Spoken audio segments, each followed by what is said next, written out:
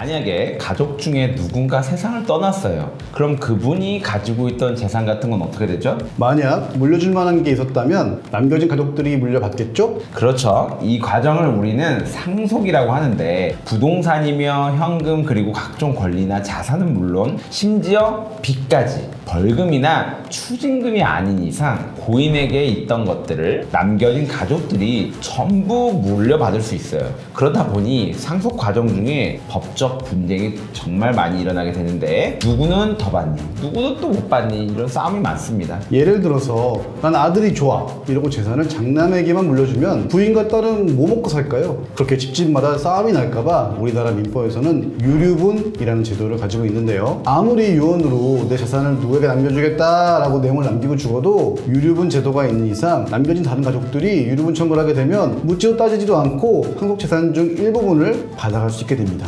최근이죠. 2024년 4월 25일 헌법재판소에서 유류분 상속인 형제 자매를 포함한 일부 조항에 대해 위헌 및 헌법 불합치 결정을 내려줬고 이에 따라 국회는 2025년 12월 30일까지 법을 개정해야 하는 상황입니다. 사실 유류분 제도를 자세히 들여다보면 굳이 안 줘도 될 것 같은 사람들에게까지 재산을 나눠줘야 하기 때문에 상당히 불합리하다는 이런 주장도 법적으로 굉장히 많았거든요. 상속 관련 소송 중에 가장 흔한 유형 중 하나가 유류분 관련이기 때문에 헌법재판소의 이번 위헌 결정이 상당히 파장이 큰 상황인데요. 정확히 어떤 부분이 헌법에 위배된 것이고 앞으로 법이 어떻게 바뀔 예정인지 저희 로맨지가 핵심만 요점 정리해서 빠르게 알려드리도록 하겠습니다.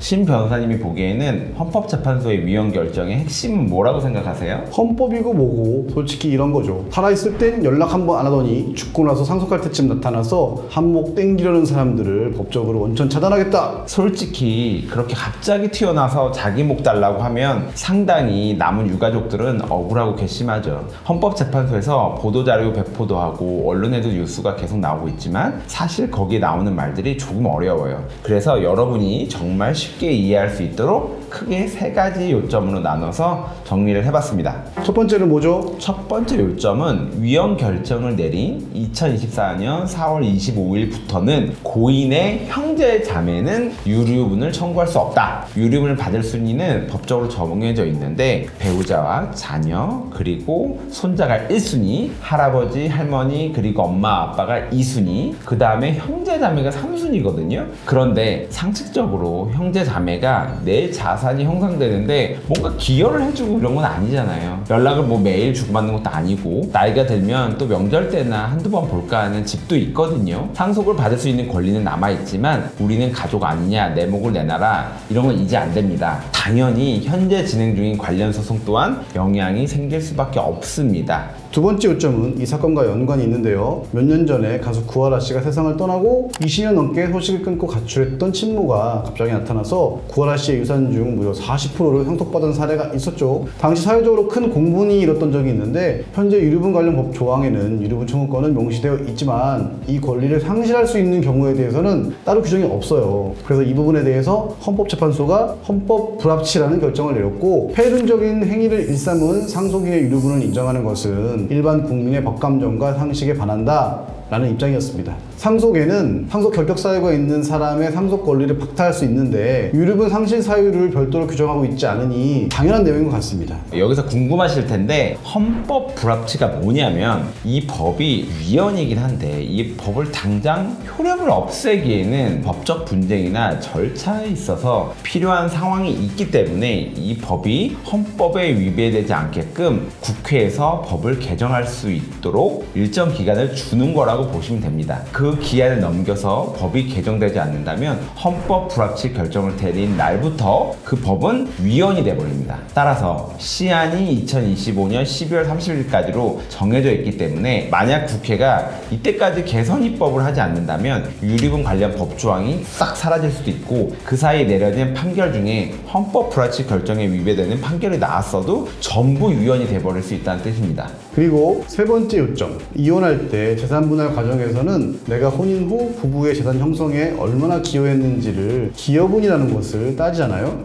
그런데 이 기여분은 상속에도 있거든요. 유류분에는 기여분을 인정하지 않는 것을 헌법 불합치 결정을 내린 겁니다. 이건 정말 간단한 문제예요. 예를 들어서 A라는 할아버지가 있는데 자식으로 두 남매가 있다고 칠게요. 그런데 첫째 딸은 아버지가 집 살 때 돈도 몇 억 보태주고 진짜 너무나도 효녀인데 이 집 막내 아들은 심각한 불효자예요. 집안에 있는 돈은 다 뽑아먹고 사업한다고 돈 뽑아가고 등골 브레이커란 말이에요. 할아버지 입장에서는 당연히 내 재산을 큰딸한테 더 많이 물려주고 싶지만 현재 유류분 제도에서는 이런 기여분을 인정하고 있지 않습니다. 따라서 만약 A 할아버지가 돌아가실 경우 막내 아들은 아무것도 안 하고 첫째 딸을 상대로 유류분 반환 청구 소송을 제기하면 유류분을 상당히 챙겨갈 수 있는 게 현실이에요. 앞으로 법이 개정되고 관련 내용이 더 자세하게 정해지면 이 소송의 판도는 완전히 달라질 거로 보입니다. 만약 유류분 청구 소송을 해야 하는 상황이라면 관련 내용을 끊임없이 연구하고 있고 관련 사건 경험이 많은 법률 전문가에게 조력을 받으시는 게 좋겠습니다. 옛날에는 유류분을 청구할 수 있는 자격이 있었으면 이 소송은 기본적으로 정해져 있는 겁니다. 일부 승소든 승소든 금원을 가지고 올 수 있던 건데 이제는 그 기여도에 따라서 패소할 수도 있는 상황이 되는 거기 때문에 법조인들 입장에서는 굉장히 이 헌법 불합치 판결의 의미가 있고 어떻게 개정될지도 굉장히 관심사입니다. 참고로 유류분 반환 청구를 하기 위해서는 소멸시효가 있기 때문에 유류분 권리가 있는 사람의 상속 개시와 유류분이 존재함을 안 날로부터 1년 또는 상속이 개시된 때로부터 10년 이내에 반드시 행사를 해야 하고, 예를 들어서 아버지가 살아계실 때 큰 아들에게만 10억짜리 집을 증여하는 걸 알고 있었다 하면 아버지가 돌아가신 후 1년 이내에 유류분 반환 청구 소송을 할 수 있고, 7년 전에 돌아가신 엄마가 알고 보니 누나에게만 땅을 줬다는 것을 지금에서야 알게 되었다면 앞으로 1년 이내에 유류분 반환 청구 소송이 가능하다, 이렇게 알고 계시면 되겠습니다.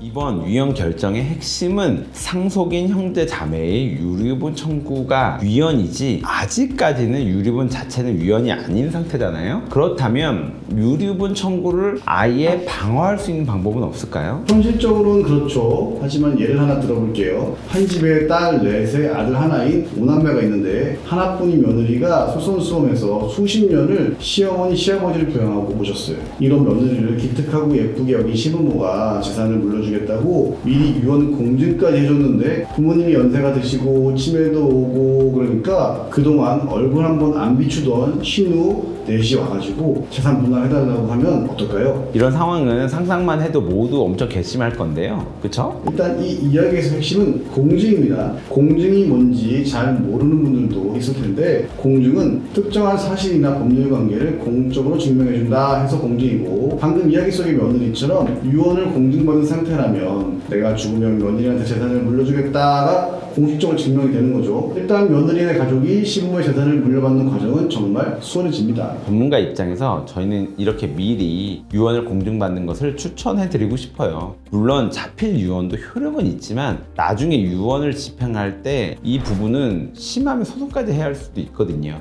근데 유언을 공증받으면 사전에는 조금 번거롭더라도 다른 상속인들의 동의도 필요 없고 집행할 때는 별도의 절차 없이 바로 유언 집행이 가능하거든요. 그래서 먼저 유언을 집행한 다음 그 다음에 유류분 반환 청구 소송을 대응하는 것도 늦지 않다고 생각합니다. 마지막으로 상대방이 자기보다 조금 더 받았다고 해서 무조건 소송을 할 수 있는 게 아니고, 원고가 돌아가신 분으로부터 받았던 재산, 돌아가신 분이 남긴 재산에서 분배받는 재산을 고려하더라도 유류분이 여전히 부족해야 소송에서 승소할 수 있는 거예요. 이 말인즉슨 본인도 유류분으로 받을 수 있는 금액보다도 더 많은 금액을 이미 받았는데 단순히 분배받은 재산의 비율이 마음에 안 들고 불평등한다고 하더라도 그것만으로 소송을 하는 것은 불가능하다는 뜻입니다. 개개인의 사안이 전부 다르기 때문에 만약 내 상황에 가장 적합한 법적 대응 방법이 궁금할 경우에는 가사소송 전문 변호사로부터 상담을 하는 것이 가장 정확합니다.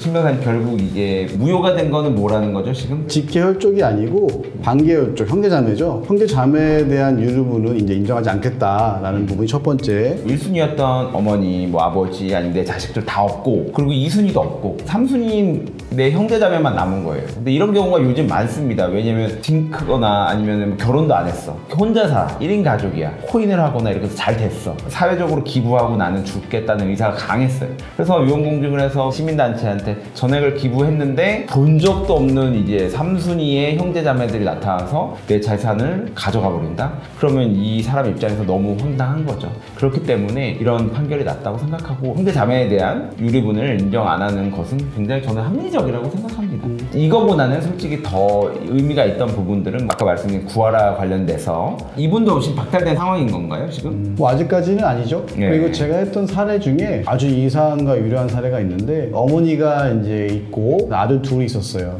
근데 큰 아들은 30년, 40년 전에 집을 나가서 아예 어머니를 30, 40년 동안 한 번도 찾아오지 않았어. 그 둘째 아들이 장남 노릇하면서 부모님을 돌아가실 때까지 특히 어머니 극진히 모셨단 말이에요. 그래서 돌아가셔가지고 어머니가 또 이제 재산을 남겨주시고 가셨고 그래서 아들이 이제 유언공증으로 재산 상속을 다 마쳤는데 그 형이 나타나가지고 상속재산 분할 청구 소송이 들어온 거예요. 결국은 상속재산이 안 되니까 이미 공증을 받았으니까 유류분 반환 청구로 변경을 했고 그래서 그 과정에서 3, 40년 동안 고인이신 어머니 한 번도 모시지도 않고 찾아오지도 않은 그 큰아들에게 동생이 재산의 4분의 1을 줘야 되니까 너무 억울한 일이 발생했던 거죠.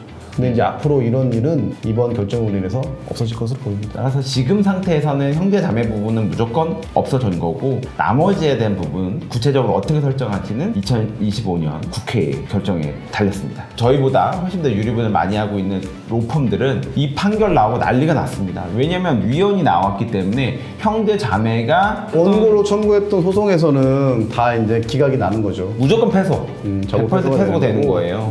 그렇기 때문에 변호사들이 이걸 예상하지 못하지 않습니까? 위헌 같은 경우는. 그래서 지금 뭐 착수금 반환 이런 문제도 일어나고 따라서 이 부분은 빚이든 아니면 재산이든 누구든지 우리 일상생활에서 문제될 수 있는 게 유류분이기 때문에 모두가 관심을 가지고 앞으로의 향방을 지켜보셨으면 합니다.